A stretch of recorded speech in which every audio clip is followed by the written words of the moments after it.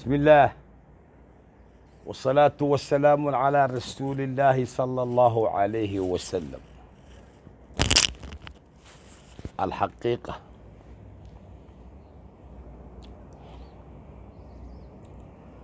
ربنا يأتينا ما وعدتنا على رسلك ولا تخزنا يوم القيامة إنك لا تخلف الميعاد. اللهم فرج لنا همنا وغمنا وعنا وكربنا وعن جميع المسلمين والمسلمات. الحقيقة اللهم نحرسته محمد نور فضل ayaa gabay dheer tiriyey markaa tudciyo ayaan ka soo qaatay maanta taagan oo khuseeya waxyaabahan lagu sheegayo siyaasadda ee ka dhacaya Soomaaliya. wuxuu yidhi maxamed kala xiiba baan leeyahay iyo laabta xuunshada haddii aan lingaxo oo qalbiga lahashaba u diido oo aanan luunkaba ka rogin lurima gaadheen. nimankan la odaydii casaydlaanta ugu duugay, nimankan dukaamada gigiman labalaba u siiyey, wax la laqo iyo xoolaba kuwaan ugu laxaad yeelay, imikay leebka iyo warmaha ii lisanayaane. markuu sida lubbiga qaawanaa ee leelka soconayay ee luqufka dabeer qoodhaha lulaya moodayso,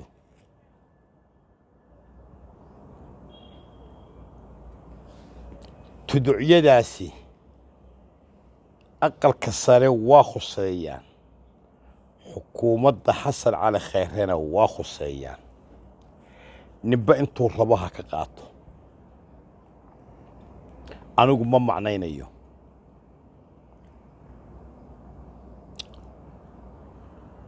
waxaan markhaati ka ahay addoon baan ahay dhimanaya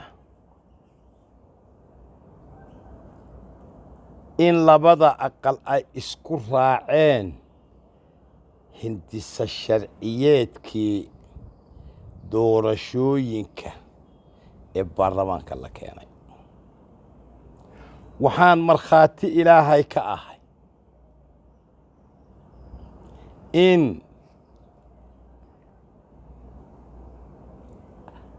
ay aqbaleen oo labada guddoon saxeexeen. waxaan markhaati ilaahay ka ahay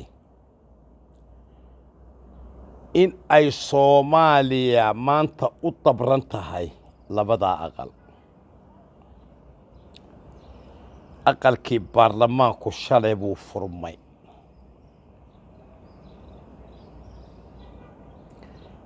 aqalkii sare waa xidhan yahay. aqalka sare waxaan leeyahay dib u xusuusta maalintii Shariif Sikiin uu baarlamaanka xidhay. dib u xusuusta maalintii ay mudanayaashu baarlamaanka jebiyeen. dib u xusuusta wixii ka dhexdhacay xildhibaanada, waayo qaar baa rabay inuu aqalku iska xidhnaado. faa'iidadii waxay noqotay in baarlamaankiina dibadda loo tuuro, wax la yidhaahdo madalna la qabto. hadda waa institution dhan baa la xidhay. guddoomiyaha aqalka sare waxaan leeyahay maalintaa raggii diidanaa baad ahayd in baarlamaanka la xidho. waxaan kaa codsanayaa aqalkii sare fur. hadaad ku adkaysato inuu iska xidhnaado, de aniga kulliba iigama duwana Shariif Sikiin maalintii uu xidhay.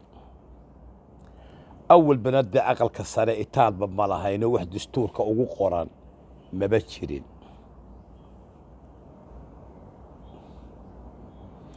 aqalka sare ha la furo 54 mudane weeye aqlabiyaddii baarlamaanka bay jirtaa doodii baarlamaanku waa bilaabatay waxba aniga yaan la iigu meeraysan axmed madoobe in sharciyad loo raadiyo ilaahayni intaad ka yaabtaan aqalkii sare oo furan oo mudanayaashiisii joogaan oo ay doodayaan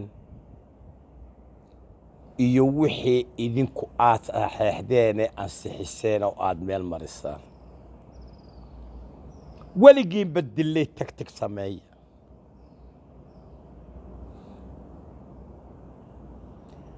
ummadda Soomaaliyeed way idiin soo jeedaa indhaha waxay ku haysaa labada aqal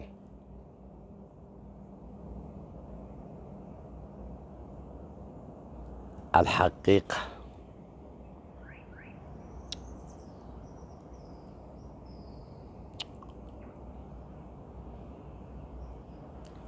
waxa aan aad iyo aad ula yaabay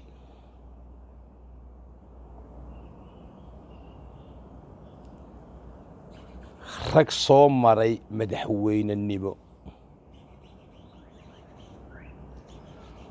oo maantadan la joogo ay Soomaalidu abaal ku leedahay mid salaama mid taageera gabadh u mashxarada mid ammaana mid u bara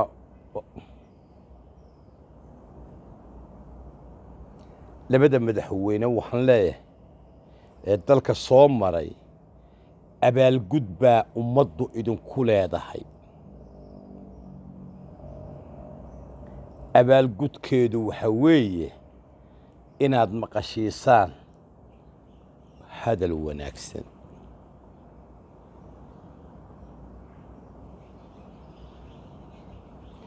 ummaddu way nooshahay berri way noolaan doontaa kuwa wax qoraa la helayaa kuwa taariikhda akhriyaa la helayaa kuwa shalay joogay baa la helayaa kuwa la yiraahdo maxaa dhacay baa la helayaa kuwa ka hadla la helayaa labada madaxweyne Shariif Sheekh Axmed iyo Xasan Sheekh dadku abaalka aan sheegay bay idinku leeyihiin waayo waad soo xukunteen waayo way idin taageereen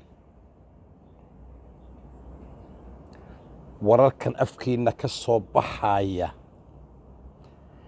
colaad qof madaxweynaha halka fadhiya halka uu fadhiyaad fadhideen inta aad ku lahaydeen dastuurka ayuu ku leeyahay executive power baa jira prime minister baa jira wasiiraa jira DG-yaa jira dawladdii oo dhan intii aad ka tagteen baad nin dhagax ku tuuraysaan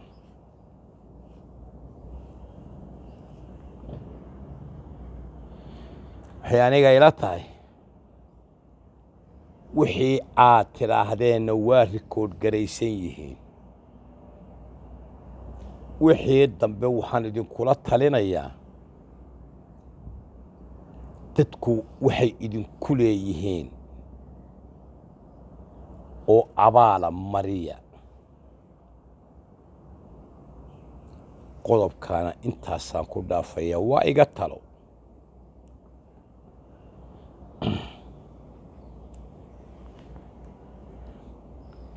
dastuur qodob dastuuriya baa jira in ay kulmaan maamul goboleedyada iyo dawladda federaalku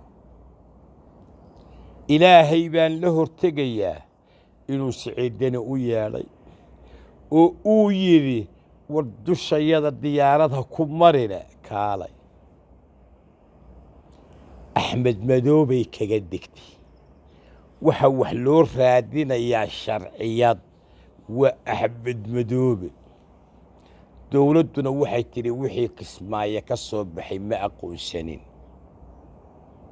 axmed madoobe waa ninkii aakhiro u diray xasan sheekh markii TPLF-tu ay laba diblo u xidhay xasan. maantana xasan inuu u doodo axmed dee maba ahaba. waxa farmaajo maanta qabanayo waa wixii xasan rabay inuu qabto ee wakhtigu ka soo gaadhay.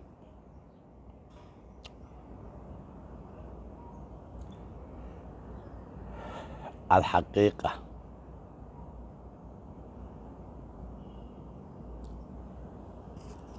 dowladdani mandate bay leedahay, wakhti bay leedahay, shuruucda hortaalla aqalka sare iyo aqalka hoose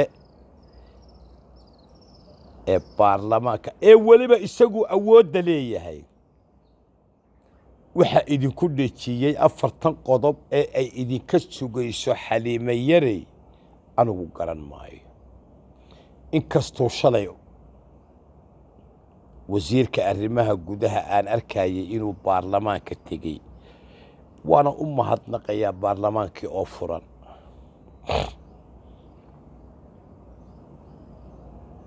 meesha aniga wax iga jiraan waa labadaa aqal.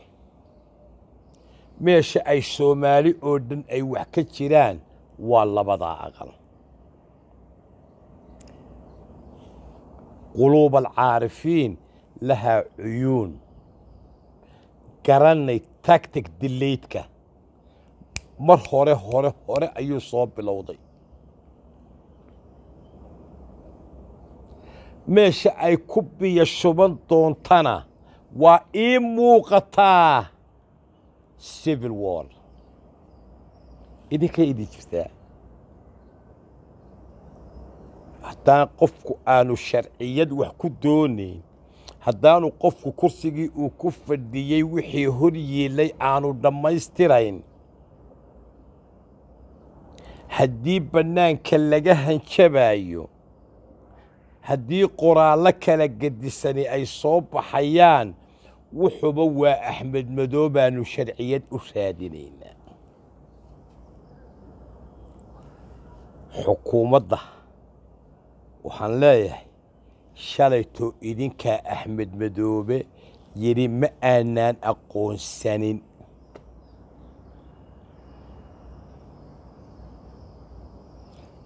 haddaad tirahdaan maantana waanu aqoonsannahay, de waa arrin idiin taal. laakiin cudurka siciidani waa halkaa, cudurka madashu waa halkaa, cudurka kuwa dhagaxa tuuraya waa halkaa. gacmo shisheeyana waa inagu jiraan. weligayba waan sheegayay in gacmo shisheeye ay inagu jiraan. ilaa iyo kutubkii bay inagu jireen. maantana waxaan socdaa caadiba maaha. waa sidee baanu berri adduunkayaga idinku aaminaa haddaydnaan hadda aanaan idinka arag dagaal, haddaydnaan hadda aanaan idinka arag inaad dowladda ridaysaan. الحقيقة وأنا أركت ذيدا. والسلام عليكم ورحمة الله وبركاته. اللهم اجعلنا من الفائزين.